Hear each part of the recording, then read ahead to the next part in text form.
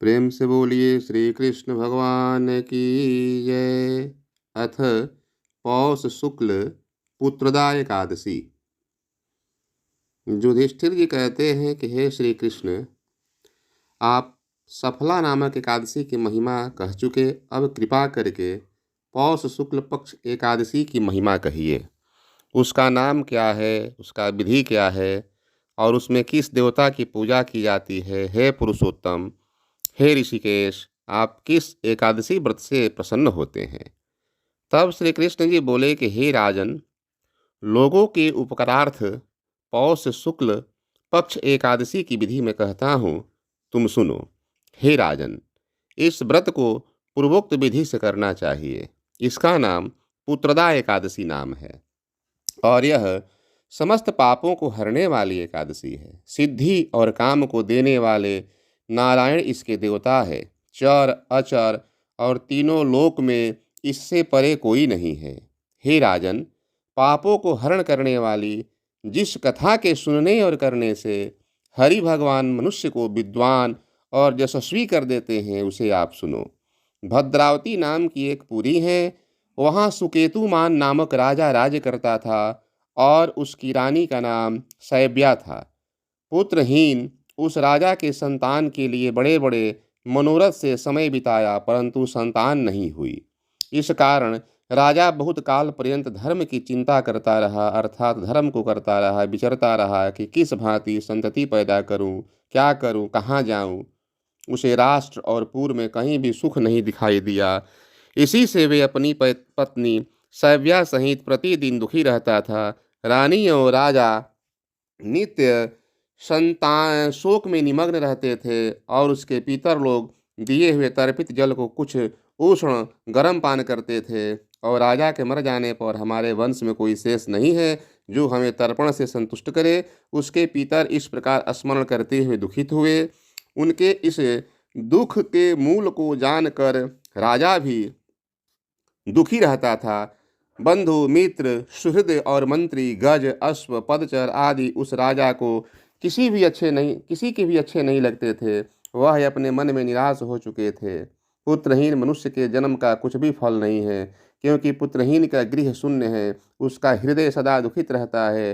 पुत्र के बिना देवता पितर मनुष्य के ऋण से उऋण होना कभी संभव नहीं है। इस कारण संपूर्ण प्रयत्न से मनुष्य पुत्र उत्पन्न करने की चेष्टा में सदा लगा रहे, उसको इस लोक में यश और परलोक में मोक्ष की प्राप्ति होती है। जिनके 100 जन्म के पुण्य उदय होते हैं तो दीर्घायु आरोग्य लक्ष्मी उनके घर में होती हैं, पुत्र पौत्र तथा जन होते हैं।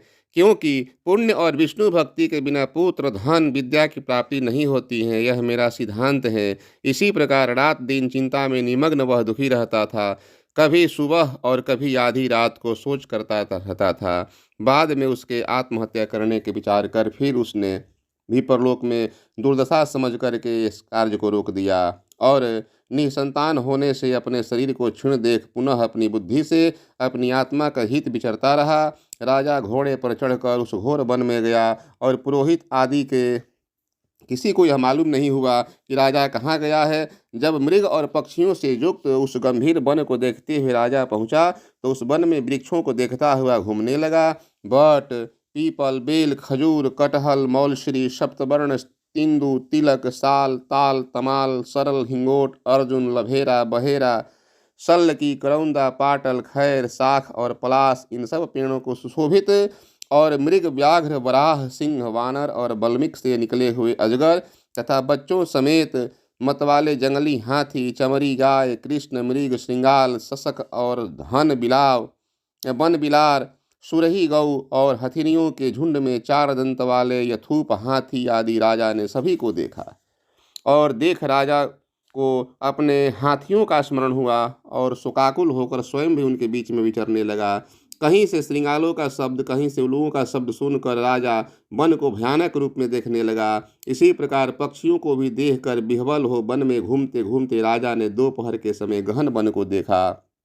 तब क्षुधा और तृष्णा से कंठ सूख गया और इधर उधर भटकता हुआ चिंता करने लगा कि मैंने कौन सा ऐसा कर्म किया है कि जिससे ऐसा दुख मिला। मैंने तो पूजा और यज्ञ से देवताओं को संतुष्ट नहीं किया और समयानुसार प्रजा को अपने पुत्र के तुल्य माना और मिष्ठान तथा दक्षिणा देकर ब्राह्मणों को संतुष्ट किया है। यह सब करने पर भी मुझे ऐसा दुख क्यों मिला है? चिंता में डूबा हुआ राजा उदास होकर घोर वन में चला गया।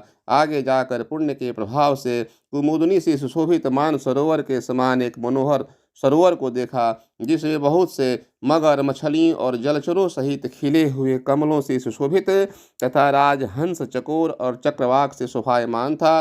सरोवर के समीप राजा को लक्ष्मीवान अर्थात ऐश्वर्यवान बहुत से मुनियों के आश्रम के शुभ फल को कहने वाले निमित्तों से सूचना मिली। राजा का दाहिना नेत्र और दाहिनी भुजा फड़कने लगी।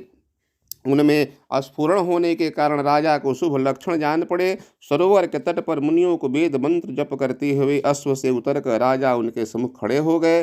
फिर व्रत करने वाले मुनियों को पृथक पृथक वंदना कर हाथ जोड़कर दंडवत प्रणाम करके राजा बहुत प्रसन्न हुआ और मुनिगण भी प्रसन्न होकर के राजा से कहने लगे कि हम तुम्हारे ऊपर प्रसन्न हैं।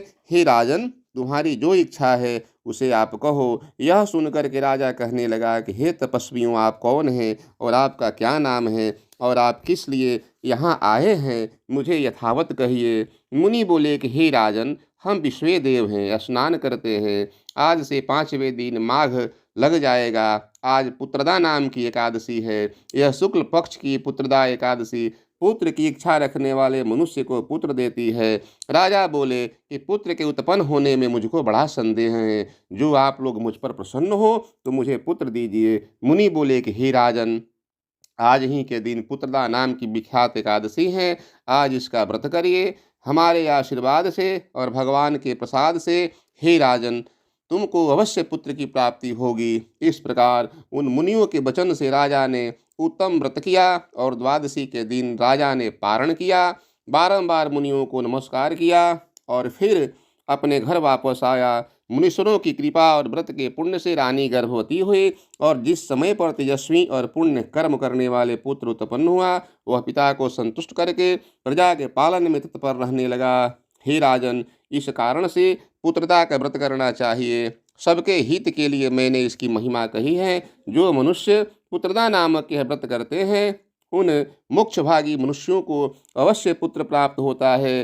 हे राजन, इसके पढ़ने और श्रवण करने से अश्वमेध यज्ञ का भी फल प्राप्त होता है। इस प्रकार पौष शुक्ल पक्ष एकादशी की कथा, पुत्रदा नाम की एकादशी की कथा संपन्न हुआ। प्रेम से बोलिए विष्णु भगवान की जय, श्री कृष्ण भगवान की जय, लक्ष्मी नारायण भगवान की जय, उमापति महादेव की जय। हर हर हर महादेव। ओम शांति, ओम शांति, ओम शांति।